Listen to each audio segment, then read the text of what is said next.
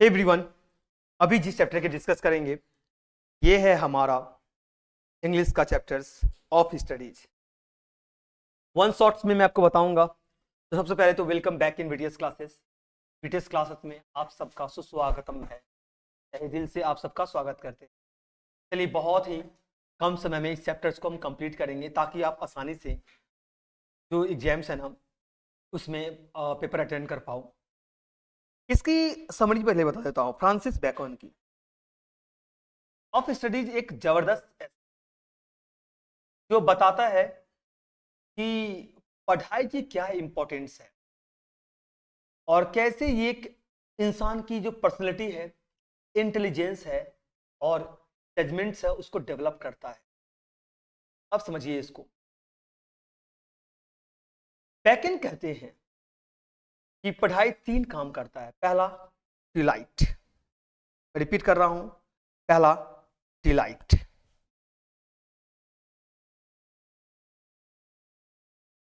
पहला क्या है? डिलाइट है। दूसरा है ऑर्नामेंट्स और थर्ड है एबिलिटी। डिलाइट का मतलब है एंजॉयमेंट और रिलैक्सेशंस के लिए। जब कोई अकेला होता है या फ्री टाइम होता है तब बुक पढ़ना एक अच्छा सोर्सेस ऑफ हैप्पीनेस माना जाता है। दूसरा है ऑर्नामेंट्स, मतलब कन्वर्सेशंस और बोलने के तरीके को सुंदर बनाता है। नॉलेज होने से आदमी किसी भी डिस्कशन में जबरदस्त लगता है। और तीसरा है एबिलिटी, मतलब डिसीजंस मेकिंग और प्रैक्टिकल लाइफ में अच्छा परफॉर्म करने के लिए पढ़ाई से जजमेंट स्ट्रांग होती है और लोगों की जो थिंकिंग है वो क्लियर होती है। अब इनका बोलने का मतलब क्या है ये मैं क्लियर करवा रहा हूं। अब ये बोलना ये चाह रहे हैं बुक कैसे पढ़ें। पैकन की जो अल्टीमेट एडवाइस है वह है कुछ बुक सिर्फ टेस्ट करनी होती है, कुछ बुक सिर्फ सवाले करने के लिए होते हैं, क्वेश्चंस करने के लिए होते हैं। कुछ बुक्स जो होता है वो डाइजेस्ट करनी होती है। सर समझिएगा इसको। मतलब सिर्फ उनका सरफेस लेवल समझना होता है, जैसे गॉसिप मैगजीन्स और न्यूज़पेपर ये सिर्फ टेस्ट करने के लिए होता है। कुछ बुक्स सिर्फ क्वेश्चंस करने के लिए होते हैं, मतलब बिना ज्यादा एनालिसिस किए सिर्फ पढ़ लो, जैसे जनरल नॉलेज के बुक्स वगैरह होते हैं।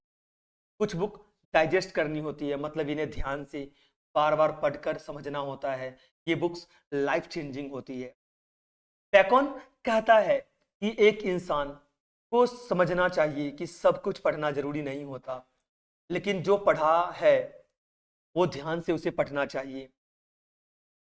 इसके बाद प्रैक्टिकल लाइफ की बात ये क्या करते हैं ये इसको समझो पहले।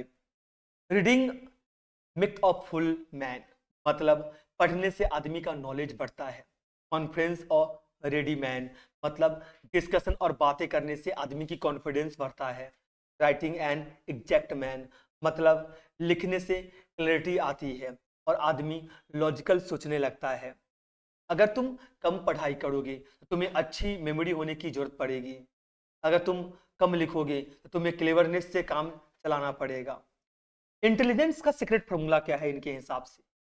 बैकन का मानना है कि किसी की अपनी वीकनेस के हिसाब से सब्जेक्ट्स पढ़ना चाहिए।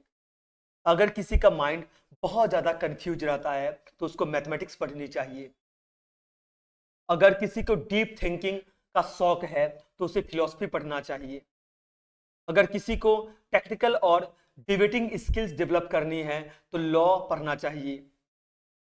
तो ये एक तरीके का आप बोल सकते हो जो लाइफ का चीट कोड है।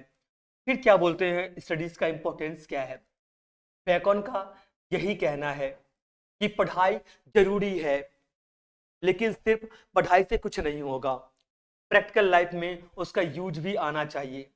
स्मार्ट आदमी नॉलेज एब्जॉर्ब करता है, उसे अप्लाई करता है और उसे आगे बढ़ाता है। पढ़ना जरूरी है। पढ़ाई को सिर्फ एक फॉर्मेलिटी मत बनाओ, उसको रियल लाइफ में अप्लाई करो।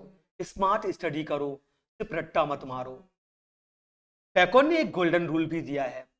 पढ़ाई एक ऐसी दवाई है जो माइंड के हर प्रॉब्लम को सॉल्यूशन दे सकता है। तो दोस्तों, आप सबको भी पढ़ाई करना चाहिए और लाइफ में इसको अप्लाई करना चाहिए। अब इसकी एमसीक्यू पे आते हैं। बोल रहा है what are the main benefits of studying the essay of studies by Francis Bacon. Bacon कहते हैं कि पढ़ाई के 3 मेन बेनिफिट्स होते हैं, delight, ornament and ability. Delight खुद के मजे और सुकून के लिए, ऑर्नामेंट कन्वर्सेशन और कम्युनिकेशन स्किल इंप्रूव करने के लिए, और एबिलिटी प्रैक्टिकल डिसीजंस मेकिंग और जजमेंट इंप्रूव करने के लिए। Next, what does Bacon means of study serve for delight in his essay of studies. देखो, डिलाइट का मतलब खुशी और इंजॉयमेंट्स है। पढ़ाई इंसान की इनर पीस और रिलैक्सेशन देती है। अकेले टाइम में, लेज्योर मूवमेंट्स में बुक्स पढ़ना एक सुकून भरी एक्टिविटी होती है। मतलब अगर तुम स्ट्रेस फ्री रहना चाहते हो तो अच्छी बुक्स पढ़ो। What does Bacon means when he say study serve of ornaments. Sir, ornament का मतलब है एक इंसान की स्पीच और राइटिंग को सुंदर बनाना। पढ़ाई से आदमी स्मार्ट तरीके से बात करना सीख जाता है, डिस्कशन और डिबेट में अच्छा परफॉर्म करने लगता है। मतलब जो पढ़ता है वो अपनी बातें अच्छी तरीके से प्रेजेंट कर सकता है। What does Bacon means of studies sir for ability in essay of studies? Sir, ability का मतलब है कि स्टडीज इंसान को अच्छा डिसीजन मेकर बनाती है, जजमेंट्स, प्रॉब्लम सॉल्विंग और काउंसलिंग स्किल्स बढ़ाती है। पढ़ाई से आदमी लॉजिकल और एनालिटिकल थिंकिंग डेवलप करता है। मतलब अगर लाइफ में बड़ा बनना है तो अच्छी बुक्स और नॉलेज बहुत जरूरी है। What is the chief use of studies for delight according to Francis Bacon in his essay of studies? क्या है? डिलाइट का मेन यूसेज है लिजियो टाइम में स्टडी करना। बुक जो है वो लोनलीनेस को दूर करता है। जब इंसान अकेला होता है या रिलैक्स करना चाहता है तब बुक एक बेस्ट कॉम्पेनियन बनता है। What is the chief use of studies for ornament according to Francis Bacon of studies. अब मैं इसकी बात करूं तो स्टडीज का मेन यूज क्या है? ऑर्नामेंट के यूज के लिए होता है डिस्कोर्स में। मतलब पढ़ाई से एक आदमी अपनी स्पीच और राइटिंग इंप्रूव करता है। नए वर्ड सीखने से कम्युनिकेशन को और इफेक्टिवनेस बनाने में हमें मदद मिलता है और हम बेहतर लाइफ में प्रेजेंट कर सकते हैं। बोलता है एक अच्छा बिजनेसमैन वही है जो पढ़े लिखा है। एक अच्छा एंटरप्रेन्योर वो है जो पढ़े लिखा है। जो पढ़े लिखे नहीं है वो कभी न कभी सरवाइव करने में कहीं ना कहीं उनको काफ़ी ज़्यादा प्रॉब्लम और डिफिकल्टी फेस करने पड़ेंगे। जब उन्हें सरवाइव करने का मुसीबत आएगा तब। ये what is the chief use of studies for ability according to Francis Bacon. क्या है सर? एबिलिटी का मतलब है जजमेंट और डिसीजन मेकिंग स्किल्स को डेवलप करना। पढ़ाई एक इंसान की मेंटल एबिलिटी और अंडरस्टैंडिंग को शार्प करता है। एक एडुकेटेड आदमी किसी भी सिचुएशंस को लॉजिकल चीज़ों को सॉल्यूशंस निकाल सकता है। Thank you so much. ये था आपका ओवरव्यू ऑफ स्टडीज का। इससे ज़्यादा पढ़ने की जरूरत